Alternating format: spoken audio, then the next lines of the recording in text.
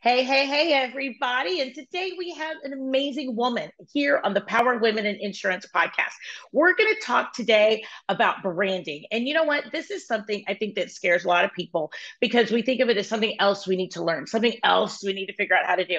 We think of something maybe that it's like people judging us. We think of something that people are putting ourselves out there. So today I have an amazing branding expert, Ati Grinspun, and she is amazing because she has her own company out of Vegas that helps people with branding, photography, and being able to get in there with a lot of good coaching.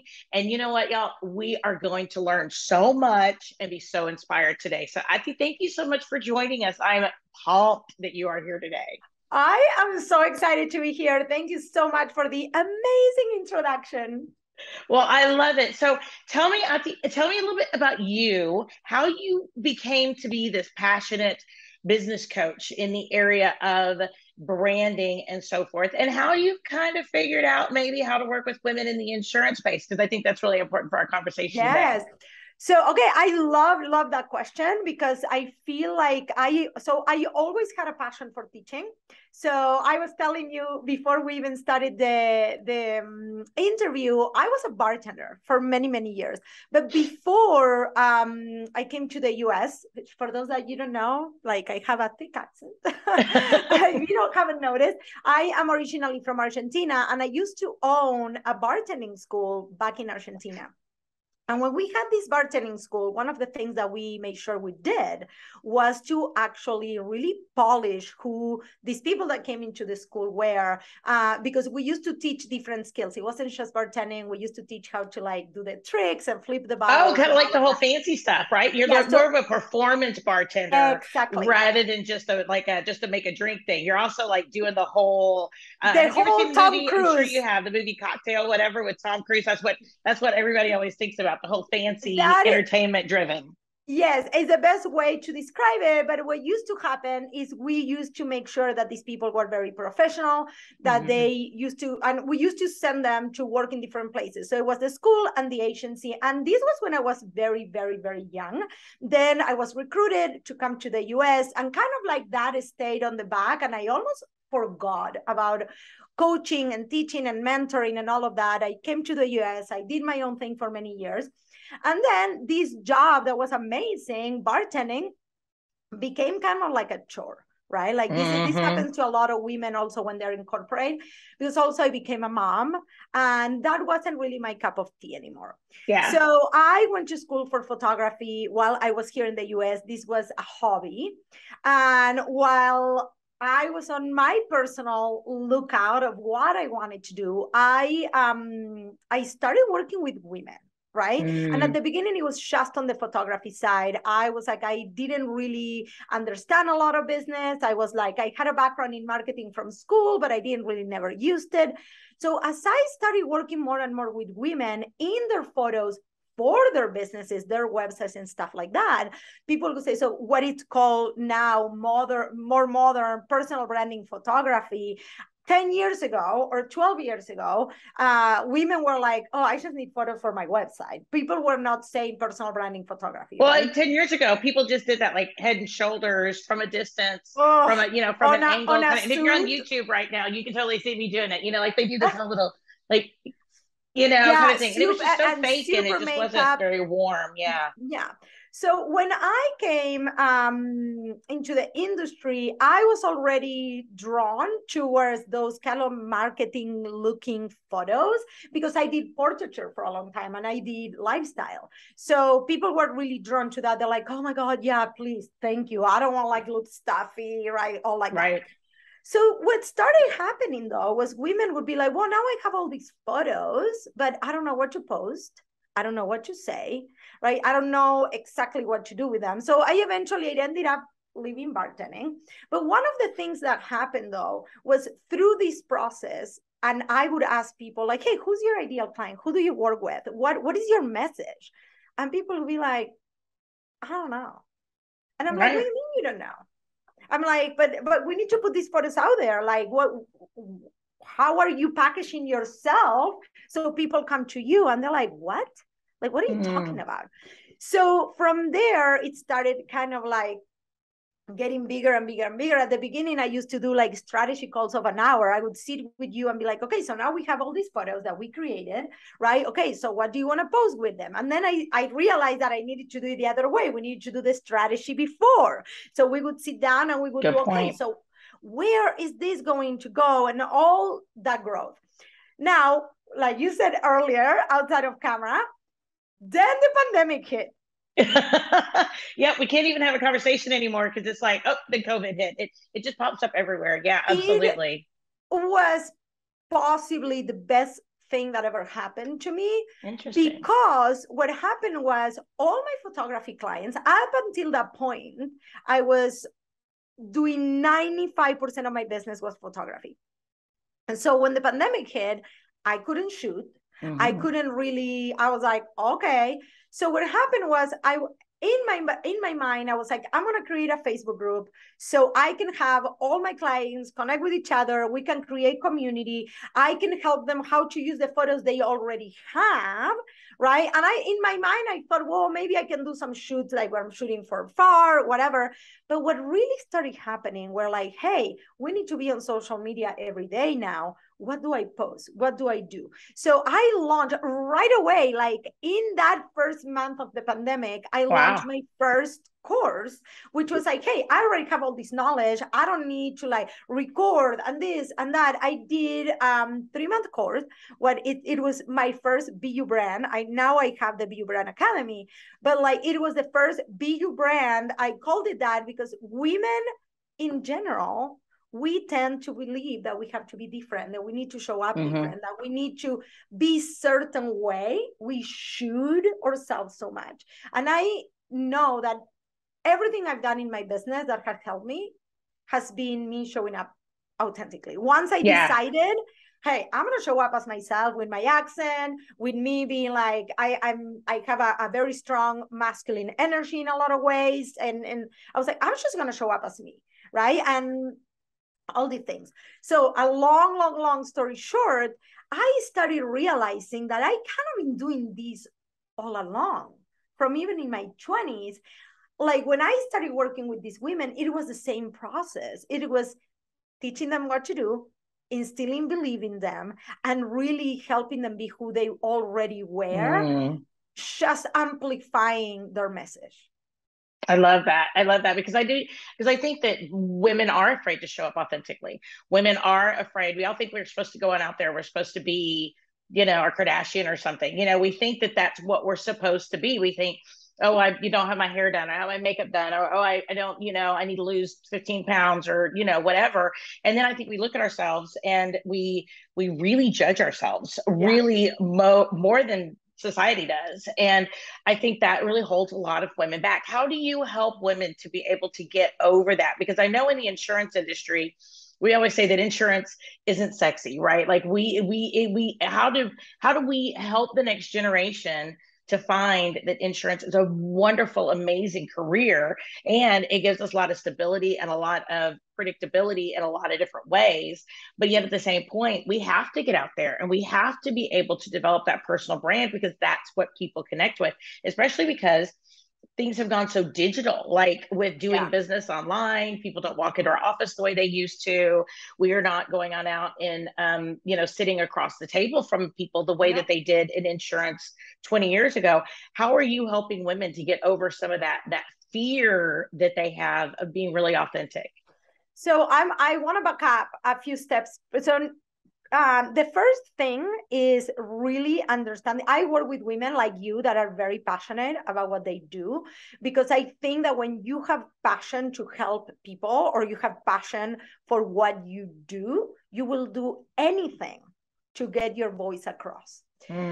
So number one is actually finding really what is your message, right? Because a lot of women with that judging or that, like you mentioned the Kardashians and stuff like that. So that is on the outside. But I think the biggest lack of confidence we have as women, as I work with more and more women, is the fact that we don't use our voice to voice our opinion, right? To say, I know what I'm talking about. I am an authority. I've been doing this for this long. Or even when you start, right, saying, hey, this is what I'm getting into. I'm learning this. I'm learning that. Because you cannot wait until you're an expert to actually build credibility. So we're gonna build from there. So one of the ways that I help women is, number one, we really find that message. Hey, what ticks you off, right? So you told me the story of how you met Cassidy, which is how you and me connected, Yep. and at a conference. And you guys were like, there is not really a place where women can have a voice in insurance. And you found a calling to be, if you want to call it, the vessel, right, of that Right. of that voice. Well, every single one of us has that insight. There is a reason, and I know that a lot of people fall into insurance because maybe they get a job and then they like it and then they keep going. But I know that the women that I've been helping, they really find passion when they realize that they are helping people in so many ways, right? Like when there is a death in the family, when something bad happens, you actually are in a position to really prevent something horrible going on in a family, right? And I think that when you really own that, and this is also for any industry, the reality is every single one of us is creating a ripple effect. So one of the ways that you actually help build that confidence is really realizing that you're making a difference in the world. Once you have your own buy-in into that difference that you're making, now is a matter of really finding your point of view, right? Really finding what takes you off and really finding your confidence. And one of the things I tell women is you need to start with a 2-pound dumbbell. Okay. All right. Tell me what that means. What that means is that you're not going to go from 0 to hero in 15 minutes, right? So like, I think the biggest issue is like, we are comparing ourselves as women. So we open LinkedIn, we open Facebook, we open Instagram, and we see the Kardashians, we see these models, we see these 20-year-olds. And the reality is, while they are doing their thing, they may be in chapter 79 of the book, and we are in chapter number 1. So you have to allow yourself to really grow into that authority, to really grow into this person that maybe can stand up in front of a room and speak. You're not going to become that person overnight. And I think that women are comparing constantly. We do it with magazines. We do, and this is not only on the professional level. We do it as teens. We'll look at the magazines. People say social media, it's bad. I remember standing on the newsstand and looking at, I can't remember the name of the magazine. Well, when I was a kid, they had like 17 magazine, or there was like Teen Bop or whatever, I mean, there were all sorts of magazines specifically driven about the celebrity and perfect lifestyle. I mean, you even had like Style magazine, where you look at or Vogue. I mean, even as a kid, you it was exactly the same. Yeah, exactly. And I think one of the things that as women and as a mom, right, I always try to instill is like, hey, that is great, but that is not who normal people, regular people are. We don't need to aspire to that. But when it comes to the personal brand, actually, I do believe that every single one of us can build a profitable personal brand. We can stand out by putting a megaphone to who we are already, instead of trying to become somebody we're not. I can see that. So the concept of the 2-pound dumbbell is, we need to start, where are we? Okay, what is our conviction? What do we believe around on industry? What is our message? And start little by little putting it out there. And just so you know, social media, the way I see it, it's only one tool. I don't believe that you build your personal brand only on social media.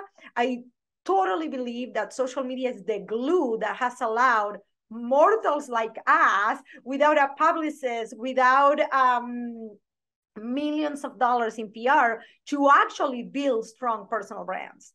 But you still have to be doing all those other maybe in-person activities and things that are relationship marketing and building relationships. Mm-hmm. So then you can anchor those with your social media presence. I like that. I like that. I think that's what a lot of people don't focus on with branding, is they don't realize or focus on you still being in the community, really building those relationships and highlighting other businesses maybe, and where are you, what are you doing, and how are you relevant, right? Because I think that people do business with people they know, like, and trust, right? Yeah. And they can't do that if they don't know Right. us and see us doing business. I love that you said relevant. So I always say there is three characteristics of a personal brand that actually stands out. One is distinctive, relevant, and I forgot the other one. It's gonna come to me. But what that means, though, distinctive, people think that they need to be different, that they need to be. You don't.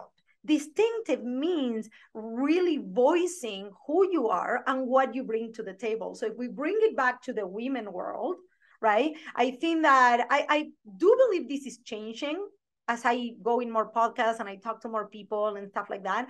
But as of now, I'm 45 years old, right? And the more I talk to women, I think that we are born in an era where don't be so loud. People don't care what you think. Or you went to talk to your parents and be like, oh, the adults are talking right now. This is not your time. Or like, nobody cares. Right? Or like, and I'm not saying like different situations where women, we really grew up not having a voice. Mm-hmm. So it's very hard to like get to adulthood and all of a sudden being like, oh, now I'm gonna say everything I want, unless you're me. Like you can't be, I'm like, I don't care. But like it actually took a lot of personal growth to get there. Yeah. So the reality, though, that being distinctive, in general, people are not voicing their opinion. Right. So by you voicing your opinion, you're already distinctive because your experiences, your life, you and me can think exactly the same thing about a topic, but the way we bring it to the table is going to be filtered by your experiences, how you have lived that. So let's say in insurance, right?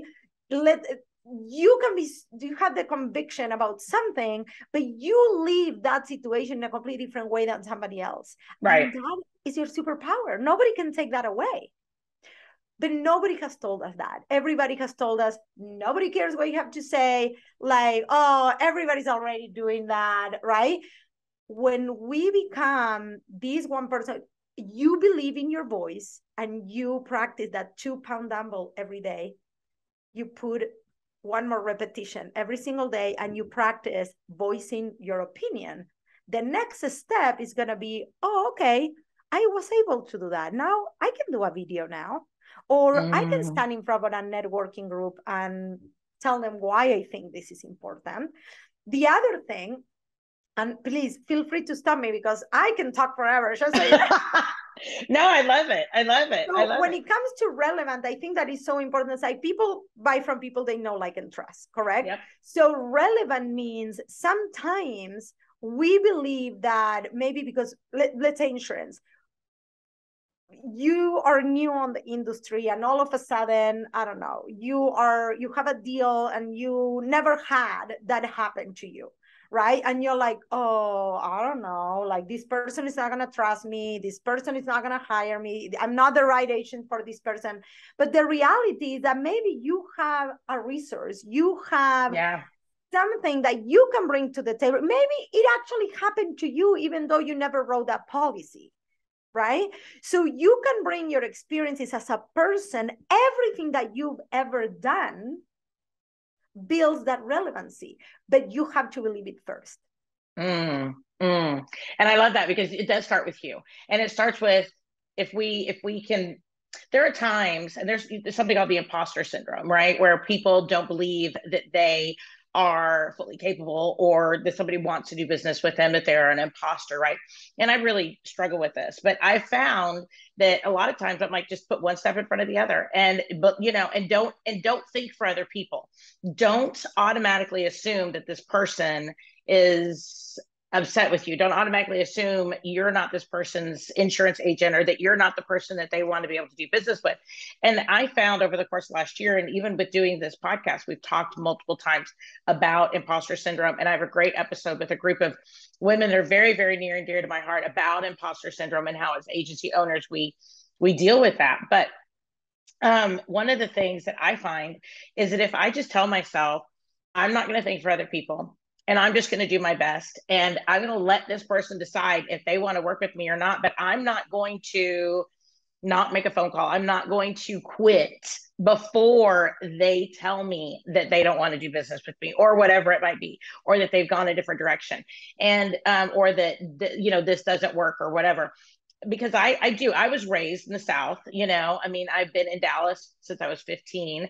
My mom was originally from Fort Worth, so very much here. I was raised by a Southern woman, and she was amazing, and she was fabulous, and she was just very much of that person you always wanted to be around, very warm, very giving. But she also taught me that my job was to empower my husband, that my job was to be his backbone, right? Behind every great man, there's a great woman, right? Kind of thing. Yeah. But it was not that I was going to be the one who was the forefront or on the cusp of what people saw or experienced.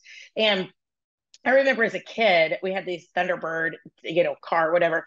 And my parents would be in the front two seats, I think we had the big back seat it was like, they didn't have the captain's chairs. It was just the bench in the back. Yeah. And I would sit in the back kind of between my parents and talk to them. And my mom would be like, "You are so loud. Could you please be quiet?"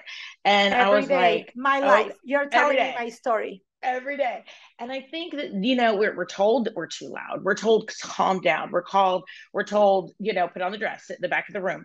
We're told, my mom used to even tell me that when I had children, when I got pregnant with my first child, she would even tell me, make sure that by the time your husband gets home, you look nice. Make sure you've had your shower and that you look nice, because you're trying to survive childhood. I'm just trying to breathe, right? Exactly. And she's like, because he goes to work and he sees all these amazing women in their high heels and their skirts, and then he comes home to you and you have spit up all over you and you haven't had a shower in 3 days and your hair's up in a top knot. And she's like, and that's not what he's going to want to see. And I grew up with these things in my head, and now as an adult, I'm seeing and hearing out that was just her perspective. It wasn't anything right or wrong specifically, but they kept her. She was in the insurance industry. She was a claims secretary, but they kept her where she was because they were debilitating ideas and concepts that she did not step up into her own personal power. Yeah. And now I have a daughter that's 23. She's entered the insurance space. She came to work with me coming up here in February. This past February, she joined me. And I want her to have that strength. I want her to have that power, and I want to pass that along. And imagine this. So now we step into the social media era, where you do have to show up and tell everybody what you think. You have to be not necessarily loud, but you have to speak up. You are now in an industry where in order to be seen, you have to show up, right? Yeah. Not necessarily just on social media, but you have to show up maybe every single day, right? And I'm not saying that dressing nice is not important, because it is. You want to dress the part, and that is a huge part of your brand. But at the same time, if you go on social media, people are going to buy from you when they can see the real you. Mm-hmm. And that doesn't mean that you need to show up in a band with no makeup and looking horrible or looking, right? Like every industry. But if you do every once in a while, it's okay, right? Because you're real, you're human, exactly. But it doesn't mean every day. I mean, don't get me wrong, but it definitely means that we need to be real, right? We don't need to not do it because we're afraid. Exactly. And I think that we bring so many of those things, because it was the same with me, right? It was oh my God, you're so loud. Oh my God, you never stay put. Oh my God, you just talk all the time. And literally that's what I do for a living now. I just talk.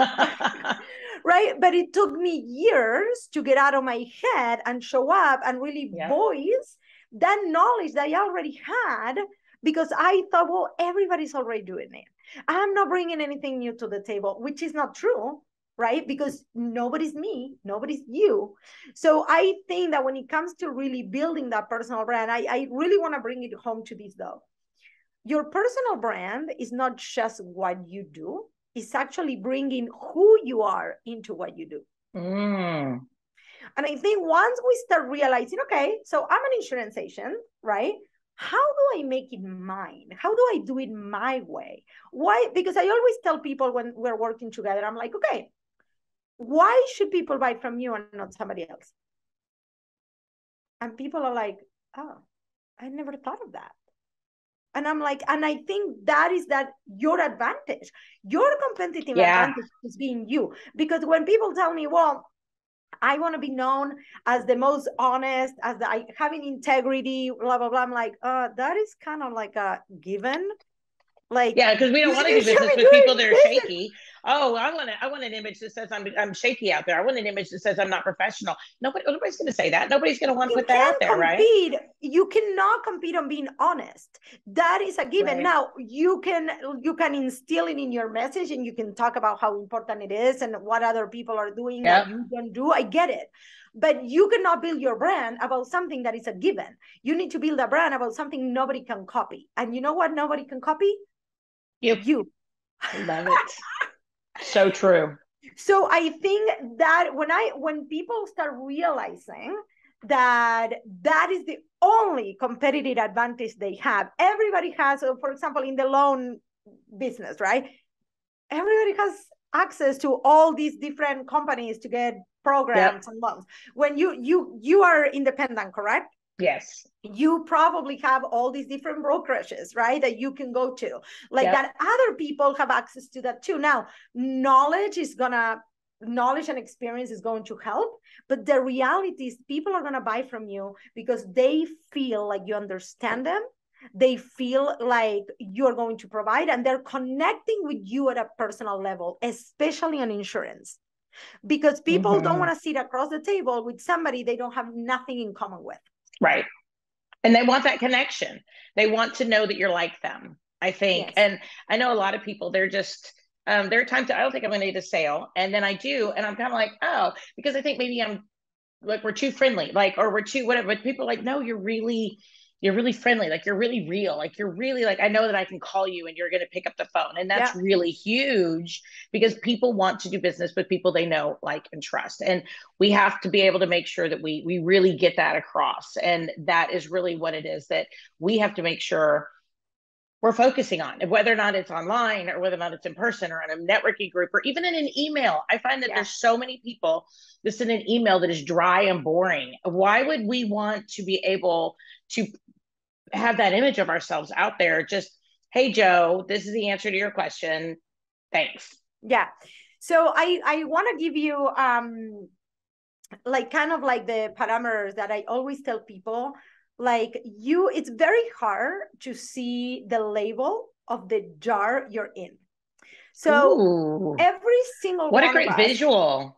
So, okay, so this is where I want you to kind of have that visual, because I think it's so important for women. And you already have a brand. People already know and perceive things about you, right? They think about us in X way that most likely you never sat down to really say, okay, but how do I want people to see me, and who I really am when it comes to my business, when it comes to my industry. So I think one of the things that is so important is, number one, is not making it too complicated, because I think people think that personal branding is like creating all the mission, the vision, the value. Now, you do need all those things so you have something to look back and to have as a guide. But I always, I've been using this particular person as an example because she made it so freaking simple, and she's in insurance. So she's been in insurance for about maybe a year and a half right now. And when she came into the industry, she was, I don't know anything. I just opened up farmers. Can I say that? Opened a farmer's office. And now I am like, nobody knows me. I was a mom of 5 for all these years. How do I start? So we started digging. And one of the things that it was her passion, it was the fact that she really wanted to build her office and her insurance agents, surrounding the fact that she didn't want anybody to call a 1-800 number. She wanted people to call her or to call somebody in her office. And I was like, okay, so why is this important to you? She's like, well, actually, the reason why it's important is because a few years ago, and she started telling me all this story of like something horrible that happened to her. And when she had to call the company, she had to call an 800 number. She went from claim to claim to claim, and it took her a week to actually talk to the person that sold her premium. And I was like, whoa, and this happened to you how many years ago? Before you even became an insurance agent. And now that you actually are in that position, you are already thinking how you want this experience to be so different for somebody else. But this is who you are at the core, because she's super friendly, right? Like, and yes, you're going to evolve and you're going to grow.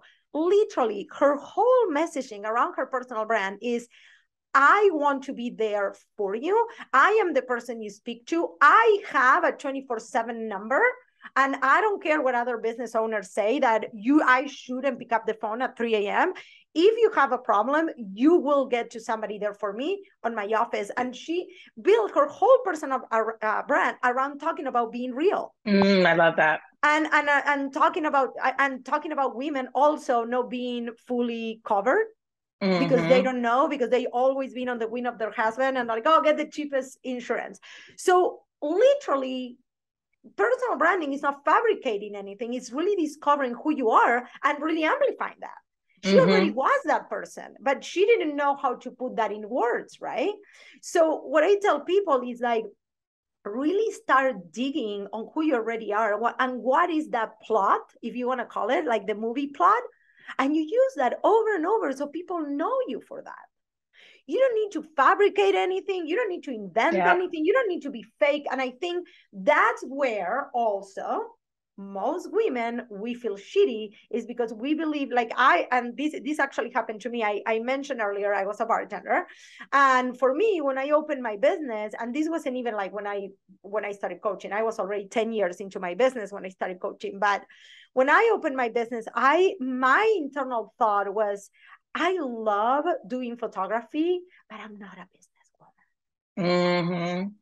I don't know who told me that, where I got that from. That was my internal dialogue. So I kept, obviously, why would I go and network and tell people they needed to hire me if I'm telling myself I'm not a businesswoman, right? Oh, I love photography, but I don't love the business part of it. That was not true. Once I embraced it, oh my God, my business, like, vroom, like I'm a business coach for God's sake now. I love it. But I had to understand that it was that growth that came with it, the 2-pound dumbbell. Yeah.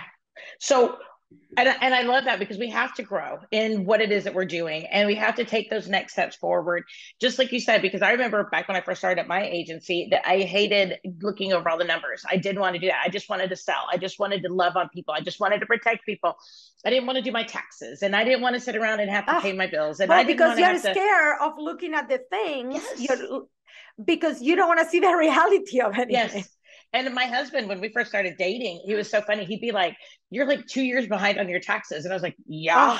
And I was like, and I'm about to be free. And he was like, no, this needs to stop, and he was really good about getting me back on track. But I was so like, I didn't want to look at my numbers. He's like, so what's your annual revenue? What's this, that, and the other? I don't know. I just, and I didn't want to do all that. But I think that's what social media is too, or not even social media, just branding. By looking it in the eye, by saying this is what it is, it doesn't get bigger. Like, I think it's our avoidance of it. It's the fact that we make it so scary that it seems so big that when we look it in the eye, all of a sudden it shrinks and it becomes to where it's not scary anymore. But we have to step out and look it in the eye. So do you want me to give you some kind of tactical strategy kind of deal? Okay. Yeah, so let's go for it. Yeah, because what I did is I opened a document here, because I always like to leave women with this. I think that the reason why they are struggling to brand themselves is because they really don't know where to start, right? I just said, well, it's so easy. It's what you want to be known for, but I've been doing this for 10 years now.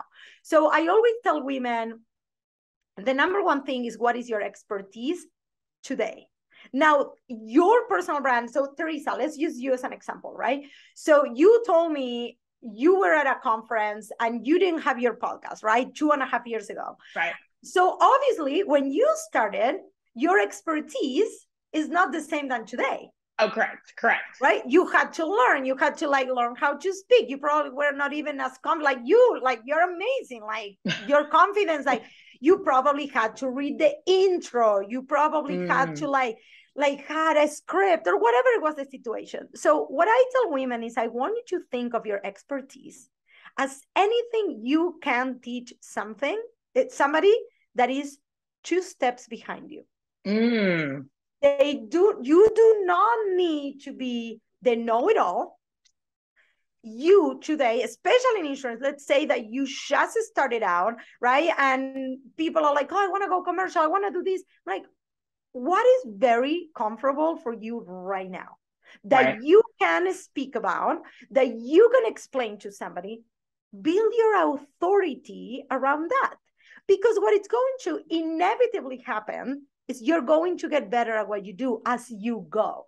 Yes. So you can always expand that authority or expertise. Now, in order to build your personal brand, you do need these 4 things. So if for the listeners, you need a pen right now.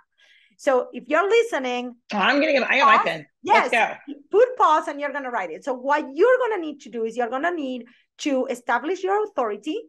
You're going to have to work your angle, which is what we mentioned earlier about this particular person. Your angle doesn't need to be complicated. It's just your conviction. And this is what I call your personal brand strategy, right? Is like why you do what you do, right? Because people are going to buy why you do what you do. They're going to go to you. There is a million insurance agents out there. Why? They're going to go to you, right? And then your conviction, which your conviction is why you do it your way, right? You don't do it somebody else's way. Listen, I always tell people this. There is all these Instagram gurus telling you to do Instagram, telling you to do reels, right? Well, you can do reels all day long, girl. But if you don't have your strategy figured out, like it doesn't matter to nobody. You're talking to nobody. Who you're talking to, right? So that is kind of like one of my talking points, right? That's my conviction. I believe that to my core. This is not something I'm making up. Like I believe it in my core. And then at the end is your secret sauce. And your secret sauce is your personality. It's bring out your personality and amplify who you are. And I'm going to talk about that a little bit more in a minute. So when it comes to your authority, right, is what you can explain right now to somebody that is 2 steps behind you. So don't overcomplicate it, because also imposter syndrome starts creeping in when you start to maybe try to teach or explain or talk about things that you're not ready for. So it's very important that though you are reaching for higher goals, you're still educating yourself and you have the courage to talk about it while you establish your expertise around things that you feel very comfortable about. And when I say establishing your expertise, could be like showing up on video, speaking at networking events, right? Like maybe teaching something, maybe positioning yourself as a connector. You do not need to be an expert to be a super connector. I love it. Right? I love it. Yeah. Okay. So then your angle is exactly the example that I did before. Why you do what you do. So for example, for me, I talk about this all the time. One of my angles is I don't come from a corporate background. I come from the school of hard knocks. And when I teach social media and personal branding, I am teaching because even back then, when I had my bartending school, my trio was always networking, relationship marketing. At the time, there wasn't really social media like there is right now. I think it was MySpace, you guys, I'm old. Right? I remember that. I was 20.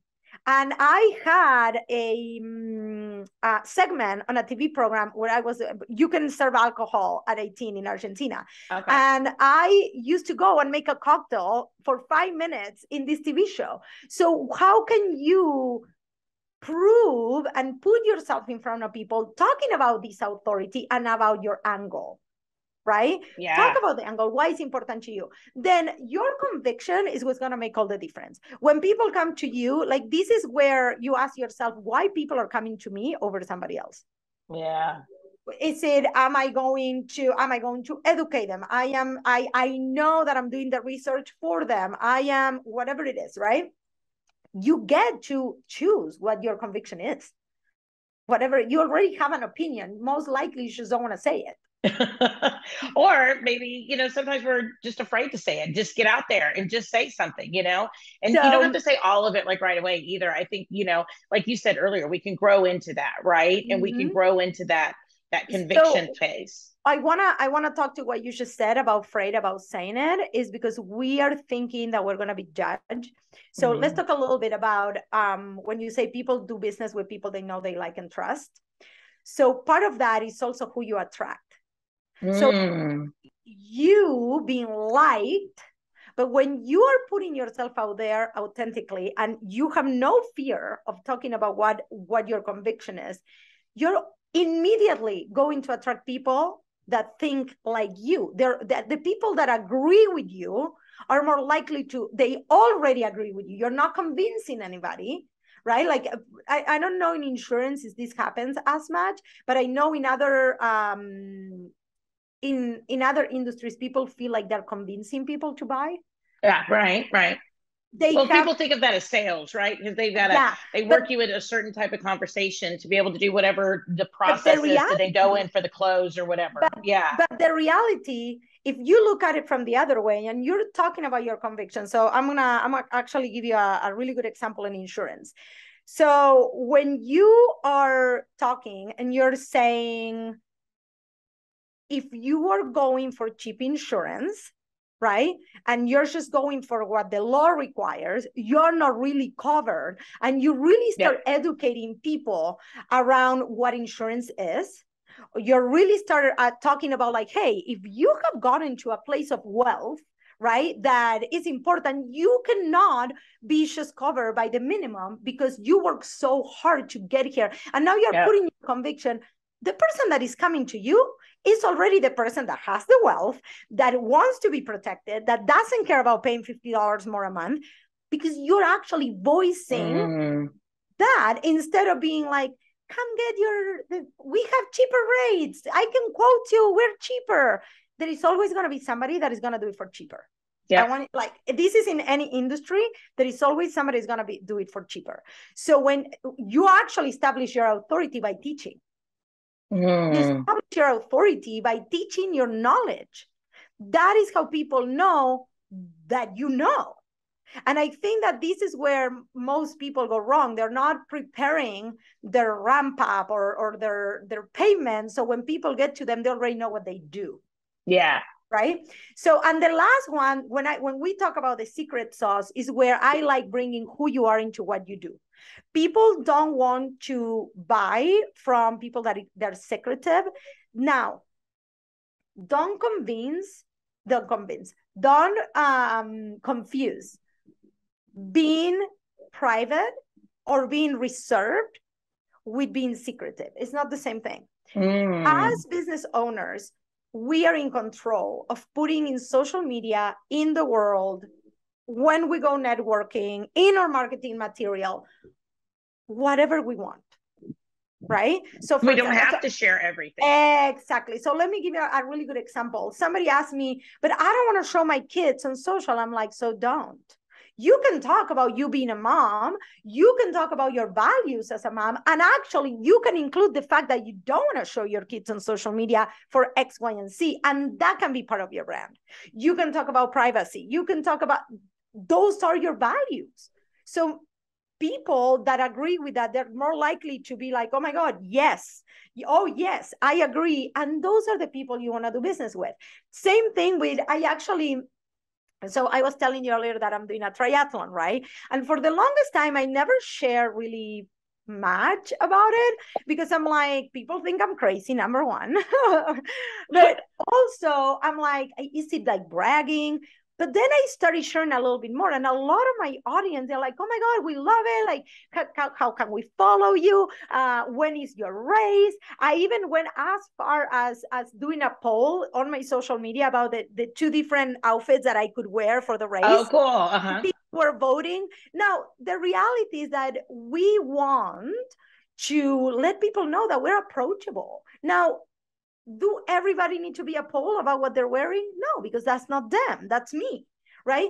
But maybe you like playing golf. maybe you like, I was telling this to somebody else. Or even something like Halloween costumes, right? Like, which Halloween costume do you like the idea of, or something? It doesn't even have to be like a day-to-day thing, and it doesn't even have to be a special event thing. You could do it for like a holiday, or you could do it for like a I know people who do it like for an event, like, oh, our anniversary is going to turn 20 years, so which outfit should I wear for the 20th anniversary Yes. party or whatever? Just different things like that. Just some fun, And interesting things. and also keep in mind so this is where it gets a little tricky. We want to keep in mind who our audience is. So what does this mean? So this is also goes back to relevancy that we talked earlier.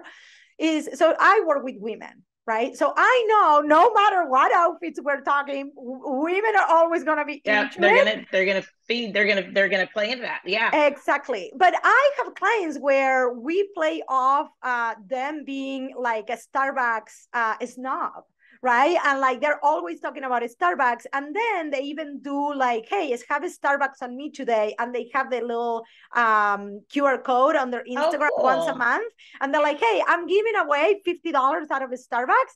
Go have a Starbucks on me. Right. But it's tied to the brand. That's kind of their quirk. So I always tell people, like, what can you find on who you already are that you can amplify? And people, when they think of it, they think of you. Awesome. I love that. I didn't even know you could do that with Starbucks. What a great idea. But How I cool, think huh? there's lots of different things that you could do, even promoting local businesses, even things like, I know people like post about their pets, whatever, they post about maybe restaurants they go to, food that maybe they cook. There's lots of people who Well, like to cook. for insurance agents, I actually think that being that super connector is such an easy way to be in front of other people, make connections, and bring those bigger clients. Because even though not everybody actually specializes in commercial, when you have a client that is commercial, you're so much more likely to get their home, their auto, all of that, because you're already doing their business. So by the time like the conversation is in that, oh, I just want to have everything under one roof, right? So I think that's it, particularly in insurance. I think that's one thing that people don't think so much is like, what can you bring to the table that is not necessarily you selling? Yeah. That totally. is valuable to your ideal client that you're providing, and it's a segue to get there. So, okay, so I think we've talked about fear. We've talked about getting yourself out there, taking baby steps, right? We've talked about a lot of that. I love your 4 points that you mentioned about being able to be the authority, the angle, having that conviction and your secret sauce and really getting in there. But what about also people's challenge with consistency? I think for me, the knowledge that if I do this today, I still have to do it tomorrow, and I still have to do it next week, and then I have to. It's not just about going on social media once, right? And oh, I'm done, right? It's like bathing; you still have to do it again, right? What about people's fear of consistency? How do you usually address that to help people kind of get out of their shell? So we're going back to the 2-pound dumbbell. So what I do is, so my triangle is this. Social media is only going to work if you're doing all the other things and you're actually talking to people. So then you're reinforcing what you're doing through social media, right? Yep. So what I tell people is like at the beginning, commit to the minimum viable thing that you can do. And this could be maybe posting twice a week, right? Maybe is, okay, so if I'm going to post twice a week and I'm women are going to hate me right now, you have to show your face. I am sorry. You have to show your face. So if your minimum viable is only you're showing up twice a week, you have to show your face those twice a week. Yeah. Because most likely you're going to make another post about your family and you're going to have a story about something you did that is not planned and strategic. Right? So maybe when it comes just to your authority and your personal brand and your angle and all of that, maybe you commit to going on social media twice. And this goes back when we talk about coaching a little bit to time management. I think that this is a new way of doing business that this didn't exist 10 years ago. And so, but you would take the time to get on a call with somebody to do flyers, correct? Mm-hmm. The same goes with social media. It needs to go on your calendar and you have to commit to it. I think obviously, like if you have a business and you, I don't know, you're going to get on a phone or you're going to have a meeting with somebody to do a networking event, doing social media is equally important. Yeah. So it needs to go in your calendar. What I tell people is to start with 2 hours a week. Okay. Because 2 hours a week is manageable. Because there is so much to learn when it comes to social media. So number one is commit 2 hours a week. Number two is start with only one platform, which this is where a lot of people go wrong. Mm-hmm. What they do is they want to be on Instagram, they want to be on LinkedIn, they want to be on Facebook, they want to start the YouTube channel, and then they want to start the podcast.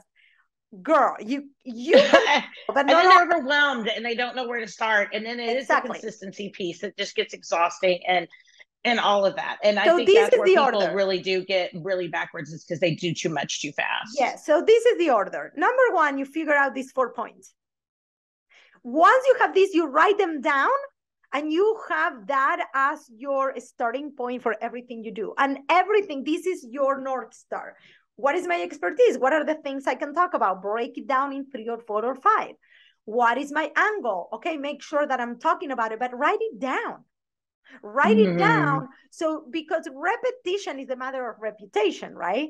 So we want to repeat. We want to repeat ourselves. People have this feeling like, oh, I already post about the same. That means you're in the right track, my friend. Because out of 100 followers, 3 people heard your message. Right. It doesn't matter. So you want to be remembered by these things. And the only way you're going to be remembered is by being repeated and repeat yourself. So I'm just like, you make me want to be able to do more of this, because I know, and even with the power of women in insurance, and I'm this very vulnerable, I'm very open, right? I don't do as much promotion on it. Like, we put out an episode every Wednesday, which is a lot. I mean, it's more than I think a lot of people do, but I don't get online and do it. Like, we have a Facebook group, we have, I had an Instagram, it got hacked, and I need to emotionally deal with that at some point. It's been about 2 months, but I'm going to tell you something about that. Keep going. Oh, okay. And, so, I know that I need to be out there more, and I know that I need to, mainly just to connect with women, because I really love doing that. I really do. I think for me, though, it is the fear of, what are we going to say? How are we going to do it? The consistency. Honestly, it's I feel like I need to do my hair all the time. I feel like I need to blah. And I'm the queen of the top knot, and I love it. And, yeah, but your top knot's cute. My top knot's never that cute. I'm always like, I don't think it's cute. No, I love it. But, I just, I'm from Dallas, so I feel like I got to get the big hair, right? I mean, Texas, we're big hair. But, it's one of those things where I let my inner voice rule, and I let those fears, I'll do it in 10 minutes. I don't put it on my calendar, right? I don't pre-schedule it out. I think maybe it should be some sort of organic flower that just automatically blooms, and it's just magically going to happen. Do you find that lots of women feel that way? Because I feel like I want to do more, even just with the podcast and stuff, more or less my agency, but I just don't, because I get really busy, or I'm not intentional about it. I guess that's really what I'm saying. So, okay. So the first thing that you're going to do, I'm going to talk to you, because I know if I'm talking to you, it's going to relate to a lot of the listeners. So the first thing you're going to do is you're going to take that sheet that I'm going to actually send you this sheet. It's a worksheet. I'm going to send it to you. So listeners, she has this quiz. We're going to put it in the show notes. The quiz was something different, but I'm going to send you the worksheet that says your expertise, your angle, your conviction, and the secret sauce. I'm going to send it to you. And what you're going to do is you're going to write down 4 expertise builders. That means 4 things that you can teach. This can be as easy as you saying, okay, I'm going to butcher this because I don't know exactly your area of expertise and insurance. Okay, so I'm going to butcher it. So I specialize in commercial. I can talk about this, and this. And you're going to give 4 topics, right? Okay. And then I do home and auto. And you're going to talk about 4 topics. And you probably already have all of these. You probably already have 20 questions that little people ask you over. Oh, yeah. Okay. Literally, that's all you need to do. You don't need to feel like you need to be teaching something complicated. No, Those are your topics. So then you're going to work your angle. Girl, your angle already, I have it. You are a women builder, power upper, like super networker. That is you. So do you see how your angle doesn't even need to be about your expertise? It's what is special about you and what you love doing, what you do, right? So then you're going to talk about why you know the way you do it is your way, okay? And this could be, this you would have to dig a little bit deeper, but I want you to kind of stay into along the lines of women, the 18% that you mentioned to me. There is only 18% of women in insurance that are actually leadership, right? Yeah. That owners, or they are training, or they're managers, whatever. So that can be part of your conviction. And I want to bring more women to the table, right? Like Cassidy does. So then your secret sauce, what do you like doing? What do you do in your spare time? Who you are? What is your personality? Right? Bring it in there. So maybe, and then you break it down. You're like, okay, so one day of the week, I'm going to do a video about one of these expert topics. Another day, I'm going to talk about my angle. Another day, I'm going to talk about my conviction. And another day, I'm just going to do a post that makes me absolutely So you happy. do a post about your angle, you do a post about your conviction, and you do a post about, so those are like the ways that you approach that same topic. Is that what you're saying? I guess that's new in my head, I guess. There is other ways to do it, but this is the easiest way for you to do it. Because I think that if you're getting so overwhelmed, now you have one sheet of paper that literally is your guidance. There is definitely other ways of doing it, but I feel like these will give you so much direction. And then you commit to only one platform.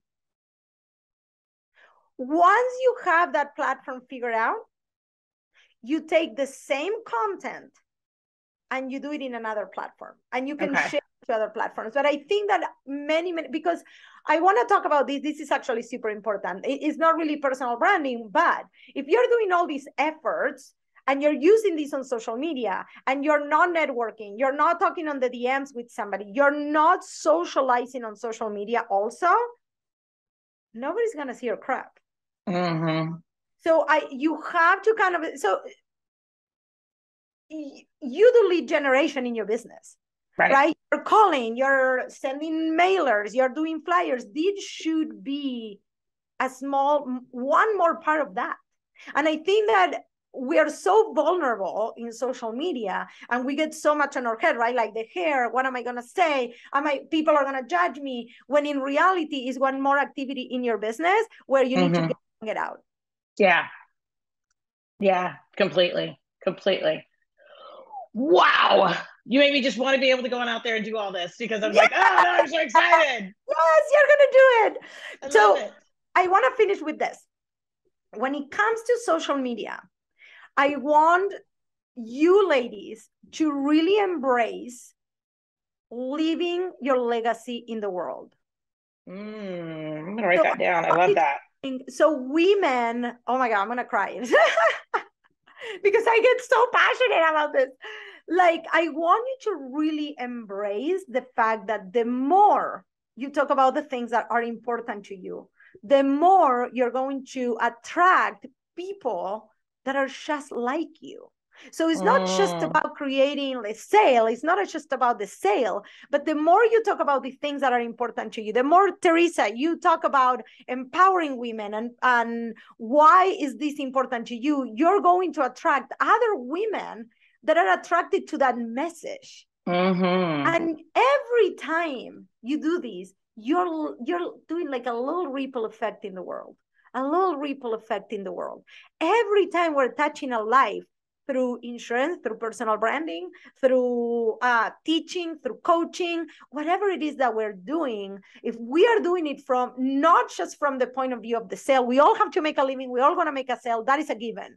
We want, and we're entitled to that. We want to all be successful. But when we infuse that with that difference that we can make in the world, it stops being icky.